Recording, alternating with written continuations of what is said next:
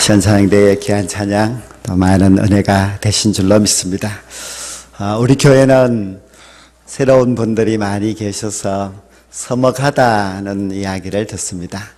오늘 이 시간 서먹하지 않도록 옆 사람하고 반갑습니다, 친하게 지냅시다 하고 하는 인사하는 시간을 갖도록 하겠습니다. 잘 모르는 분들하고 좀 인사를 많이 나누시기 바랍니다. 뒷사람하고도 그렇게 하시고요. 우리 교회가 서로 그리스도 안에서 한 형제 자매로서 사랑하고 서로 친해지게 될 때에 우리 교회는 더 힘있는 그런 교회가 될 줄로 믿습니다. 이 세상에서 좋은 교회를 만난다는 것, 좋은 성도를 만난다는 것은 큰 축복입니다. 여러분들 운남교회를 통하여서 좋은 신앙의 동력자들을 만나셔서 일생 동안 행복한 신앙생활을 할 수 있게 되기를 간절히 원합니다. 지난 주일에는 제가 마가복음을 통하여서 말씀을 전하였는데요, 아마 제목은 기억하고 계시겠지요. 예수님께서 내 손이 내 딸이다 하는 그런 마음으로 많은 선행을 행하셨고 섬김의 삶을 살아가셨는데, 우리도 이 손을 통하여서 많은 섬김과 희생의 삶을 살아서 장차 하나님의 나라에 들어갔을 때에 이 손이 행한 그 모든 일로 하나님 앞에서 칭찬과 큰 상을 받게 되기를 간절히 원합니다. 오늘은 누가복음에서 예수님을 만나고자 합니다. 한 율법 교사가 예수님을 찾아왔습니다. 이 사람은 상당히 똑똑한 지식층에 있는 사람입니다. 그가 예수님에게 예수님, 내가 어떻게 하여야 영생을 얻을 수 있겠습니까? 질문을 했습니다. 예수님이 율법에 무엇이라고 되어 있느냐 하고 되물으셨습니다. 그때 그는 율법에는 하나님을 사랑하라, 이웃을 사랑하라고 되어 있습니다.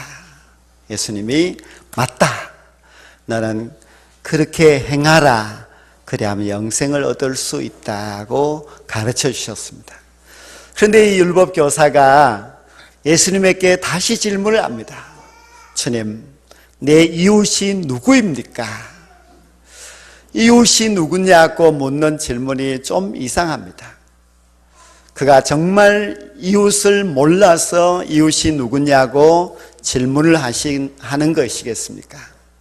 아니면 이 사람이 너무 잘난 척하니 아무 이웃도 없는 외톨이기 때문에 내 이웃을 좀 찾아달라는 그런 말이겠습니까? 그렇게 똑똑한 이 율법 교사가 이웃이 누구냐는 질문을 하였습니다. 그도 이웃이 분명히 있을 것입니다. 우리도 다 이웃이 있습니다. 우리가 시골에서 오랫동안 살던 분들은 이웃이 변하지 않습니다. 우리 아버지도 우리 할아버지도 이웃이었는데 지금 또 이웃인 경우도 많습니다. 도시에 사는 분들은 이사를 자주 하기 때문에 이웃이 바뀌기도 합니다. 거리적으로 이웃도 있지만은 세상에 나아가면 우리는 많은 이웃들을 만납니다. 직장에서도 동료들을 만나게 되고 사회생활 중에서도 우리가 이웃을 만나게 되고, 그리고 교회 오게 되면 또 교회에서도 우리가 함께 신앙생활하는 성도를 이웃으로 만나게 됩니다. 그러면 여러분들에게는 이웃이 얼마나 있습니까? 여러분들이 생각할 때에 그 이웃들은 여러분의 이웃이 맞습니까? 내가 생각할 때에 그는 이웃이 맞다고 생각할지 모르는데 그 사람이 나를 보고 이웃이 아니라고 말할 수도 있습니다. 예수님께서 이 율법 교사에게 율법에 무엇이라고 되어 있느냐 하였을 때에 율법에는 모두 613가지의 정리된 그런 하나님의 법이 있는데, 이 율법 교사가 613가지를 요약해서 딱 2가지로 첫째는 하나님 사랑입니다. 둘째는 이웃 사랑입니다. 그렇게 대답해서 예수님이 아주 정답을 이야기했기 때문에 마음에 흡족해 하셨습니다. 어떤 사람이 예수님을 향하여서 첫째 되는 계명이 무엇입니까? 하고 물었을 때도 예수님께서 내 마음을 다하고 내 목숨을 다하고 힘을 다하여 주 너희 하나님을 사랑하라. 그리고 둘째는 이것이니 내 이웃을 내 몸과 같이 사랑하라. 이보다도 더 큰 계명은 없다고 말씀하셨습니다. 하나님 사랑, 이웃 사랑, 이것이 구약과 신약에서 말씀하고 있는 하나님의 계명의 요약입니다. 가장 귀중한 하나님의 말씀입니다. 특히 이웃을 사랑하는 것은 너무나 중요합니다. 우리가 이웃을 사랑하려면 이웃이 누구인지를 알아야만 합니다. 이웃을 알아야 이웃을 사랑하는 것이고 이웃을 사랑해야만이 우리가 영생에 이룰 수 있기 때문입니다.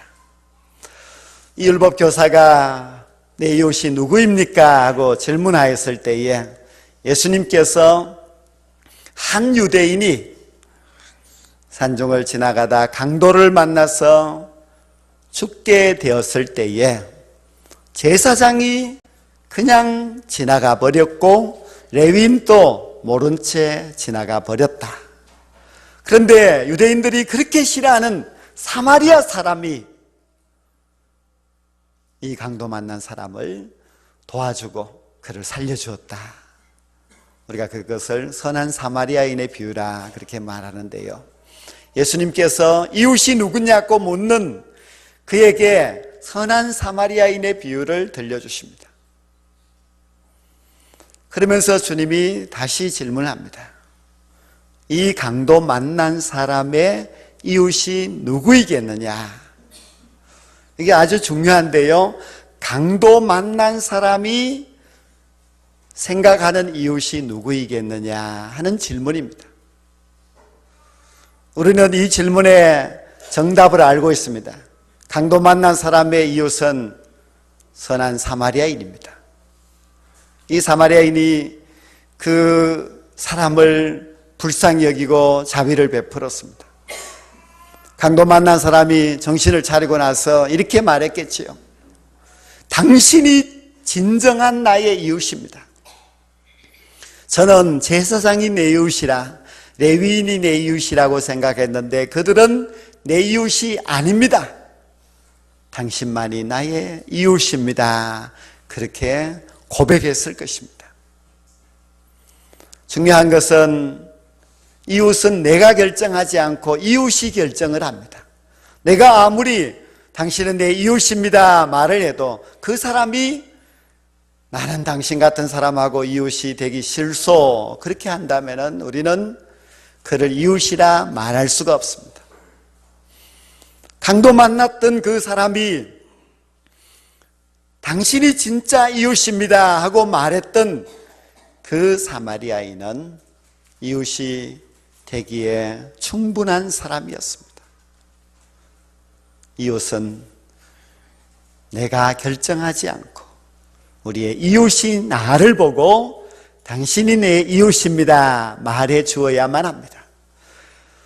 여러분들에게 당신이 내 이웃입니다, 당신이 진짜 내 이웃입니다 고 말해주는 그런 사람들이 얼마나 계십니까? 그런 이웃이 있어야만 합니다. 한 가지 슬픈 이야기가 있습니다. 어떤 동네에 제법 잘 사는 부자가 있었습니다. 그런데 그에게는 가장 가까운 곳에 있는 이웃이 있었는데 이 이웃이 너무 가난합니다. 거기다가 병까지 들었습니다. 생활 능력이 없어서 이 부잣집에서 갖다 버리는 음식을 주어서 먹습니다. 그런데 둘 다 죽었습니다. 지옥에 간 부자가 천국을 쳐다보니 자기 이웃인 그 가난한 거지가 천국에 있습니다. 이 부자는 아브라함에게, 아브라함이여, 저 이웃 사람, 저 사람에게 나에게 물을 좀 보내주십시오. 그때 아브라함이 이웃이라고, 어떻게 그가 너의 이웃이라고 말할 수 있느냐? 이웃이 아니라는 겁니다. 이것은 누가복음 16장에 나오는 부자와 나사로의 비유의 이야기입니다. 정말 그 가난한 사람 나사로가 그 부자를 이웃으로 생각했다면 아브라함에게, 제가 저 이웃에게 시원한 물 한 그릇을 갖다 주고 오겠습니다 말하였겠지요. 그러나 그렇지 않습니다. 부자는 생각할 때에 자기 이웃에 살았으니 이웃이라고 말할지 모르지만은, 그러나 그 가난한 나사로는 부자가 이웃이 아니었습니다. 물론 혜택은 좀 받습니다. 버리는 음식을 좀 배가 고프니까 먹었으니까요. 그러나 그 부자가 한 번이라도 당신이 그렇게 힘든데 우리 집에 오세요. 제가 좋은 음식을 준비했다가 대접하겠습니다. 그렇게 헐벗고 있으니 정말 내 마음이 아픕니다. 제가 옷을 줄 테니 이 옷을 입으세요 하고 그렇게 한 적이 없다는 겁니다.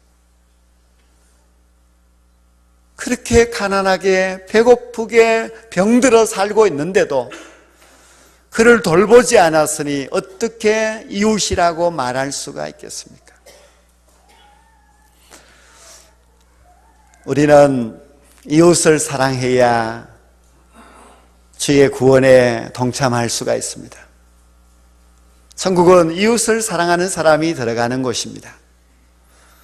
그런데 어떤 이웃을 사랑해야 천국에 들어갈 수 있는지는 누가복음에서 아주 똑똑하게 가르쳐주고 있습니다. 천국은 불편한 이웃을 사랑해야 들어갈 수 있습니다. 너무 편한 이웃, 내게 잘해주는 이웃, 내가 도와주어서 좋은 이득을 얻을 수 있는 그런 이웃을 도와주었다고 주님께서 잘했다, 천국에 가야지 말씀하지 않습니다. 우리 주님은 불편한 이웃, 참 도와주기 힘든 그런 이웃을 사랑하는 사람을 칭찬하셨습니다. 제사장이 산길을 가다가 강도 만난 사람을 만납니다. 자기와 그 밖에 없습니다. 당연히 이웃을 사랑해야만 한데 그 이웃이 너무 불편한 이웃입니다. 피를 흘려 죽어가고 있는데 죽어가는 사람을 제사장이 괜히 만지다가 자신이 잘못될까 봐 도와줄 수가 없습니다. 제법 신앙이 좋다는 레위인도 지나가다가 그 불편한 이웃을 만납니다. 도와주다가 자기도 강도를 만날까 봐 피하여 지나가고 맙니다. 그 불쌍한 이웃, 피 흘려 죽어가는 그 불편한 이웃, 그를 사랑해야 하는데 그들은 사랑하지를 못했습니다. 우리가 편한 이웃을 사랑하는 거 얼마나 쉽습니까? 그것은 우리가 얼마든지 쉽게 할 수가 있습니다. 그러나 주님은 그것이 아닙니다. 정말 불편한 그런 이웃, 그들을 사랑하는 사람이 이웃을 사랑하는 것이고, 그런 이웃 사랑이 있을 때에 영생의 백성으로 합당한 자가 아니냐 말씀하고 있습니다. 마태복음 25장에 양과 염소의 비유가 있습니다. 거기에 보면은 아주 저주를 받을 자이면서 하나님의 영원한 형벌의 지옥에 들어갈 자가 있습니다. 어떤 사람인가 하면은 배고플 때에 먹을 것을 주지 않고, 목마른 사람에게 마실 물을 주지 아니하고, 헐벗은 사람에게 입을 옷을 주지 않았고, 병들었을 때나 옥에 갇혔을 때에 도무지 찾아가 보지 않았던 사람들, 그들은 저주를 받고 지옥으로 내려갈 사람들입니다. 구원받지 못하고 영벌에 들어갈 그런 사람들입니다. 여러분, 배고픈 사람이 찾아오고 거기다가 날씨는 쌀쌀한데 여름 옷을 입고 찾아오고 병이 들어서 아주 초라하기 그지없는 모습으로 찾아왔을 때에 그를 우리가 이웃으로 맞이한다는 거 쉽지 않습니다. 그러나 그들을 이웃으로 맞이하고 그들을 따뜻하게 사랑하지 않는 자가 어떻게 천국에 합당한 자라고 할 수 있겠느냐? 주님이 그렇게 질문하고 계십니다. 불편한 이웃을 사랑해야 진짜 사랑이고, 그 불편한 이웃을 사랑하는 것이 우리에게 있을 때에 우리 마음속에 천국이 임하게 되고 또 천국의 주인공이 될 수가 있습니다. 누가복음 6장에 보면은 예수님께서 이런 말씀을 하십니다. 너희들을 사랑하는 사람을 사랑하고 너희들을 선대하는 사람을 선대하고 갚을 능력이 충분히 되는 사람에게 돈을 빌려주는 것, 그것은 죄인들도 하는 것이다. 그렇게 말씀하십니다. 죄인들이 누굴까? 그들은 아마 믿음이 없는 세상 사람들일 것이고 구원받지 못한 그런 사람들이겠지요. 그런 사람들은 자기를 사랑하는 사람을 사랑합니다. 자기에게 선대하는 사람을 선대해 줍니다. 그리고 갚을 능력이 충분히 되는 사람에게 돈을 빌려주기도 합니다. 그런 정도의 사랑을 해서 천국 백성이라고 할 수 있겠느냐? 그렇게 주님은 말씀하십니다. 우리는 갚을 능력도 없고 나에게 아무런 도움도 되지 않는 그런 이웃을 사랑해야만이 그것이 진짜 천국 백성다운 것입니다. 예수님께서 어느 날 삭개오의 집으로 가셨습니다. 사람들이 수근거리고 사람들이 조롱합니다. 저거 인간 같지도 않는 죄인의 집에 왜 예수님께서 가시는 걸까? 사람들은 그 삭개오가 세리면서 민족의 배반자이고 또 거기다가 키도 작고 하니 아주 무시했습니다. 그러나 예수님은 세리와 죄인의 친구였습니다. 세리와 죄인의 친구 정도가 되어야 그래도 주님을 알고 주님을 따르는 사람이 아니겠습니까? 우리에게는 많은 이웃이 있습니다. 여러분들도 아마 손에 다 꼽을 수 없을 정도로 많은 이웃이 있을 것입니다. 그들도 물론 우리가 사랑해야 될 대상이 분명합니다. 그러나 누가복음에서 주님이 말씀하시는 그 말씀은 그런 이웃이 아니라 너희들에게 너무나 불편한, 사랑하기에는 너무 거북스러운 그런 사람들을 사랑해야만이, 그런 사람들을 도와주어야만이 그것이 진짜 이웃사랑이다. 그런 사랑의 경험이 있는 자가 하나님의 나라에 들어가는 것이지, 너무 사랑하기 좋고 내게 너무 잘해주고 편안하고 그런 사람들만 만나고 그런 사람들만 사랑해서 어찌 천국의 백성이라고 할 수 있겠느냐고 주님이 말씀하십니다. 우리가 살다가 보면은 강도 만난 이웃과 같은 사람도 만납니다. 그들이 도와주기에는 너무 거북스러운 이웃들입니다. 그러나 그들을 우리가 도와주어야 합니다. 자비를 베풀어야만 합니다. 그것이 이웃 사랑하라는 주님의 계명을 지키는 것입니다. 또한 우리는 우리의 주변에서 너무 가난해서 헐벗고 있는 그런 이웃이 있다면 다른 이웃은 사랑하지 못하더라도 그런 이웃을 사랑해야 됩니다. 그런 사람들이 연세가 많은 사람이면 더 따뜻하게 다가가서 사랑해야 되고, 병든 사람이면 그들을 병원으로까지 내 물질이 들어가더라도 그들을 사랑해주는 그런 사랑의 경험들이 쌓이고 쌓일 때에 우리가 천국 백성이라고 말할 수 있는 것입니다. 물론 이 나라 안에 우리 이웃세역에는 그런 사람이 없다고 할 수도 있겠지요. 그러나 찾아보면 얼마든지 있습니다. 그리고 우리는 이 세계를 향하여서 더 넓은 눈을 열고 볼 수 있어야 됩니다. 우리 교회 안에도 저 아프리카에 굶주리고 어렵게 살아가는 그 아이들을 돕고 있는 사람들이 참 많이 있습니다. 지난번에 우리가 월드비전을 통해서 작정하였을 때에 30명이 넘는 사람들이 그렇게 도와주고 있습니다. 우리가 뉴스를 들어보면 지중해를 보트를 타고 건너다가 죽는 난민들이 수없이 많습니다. 정말 불쌍한 사람들입니다.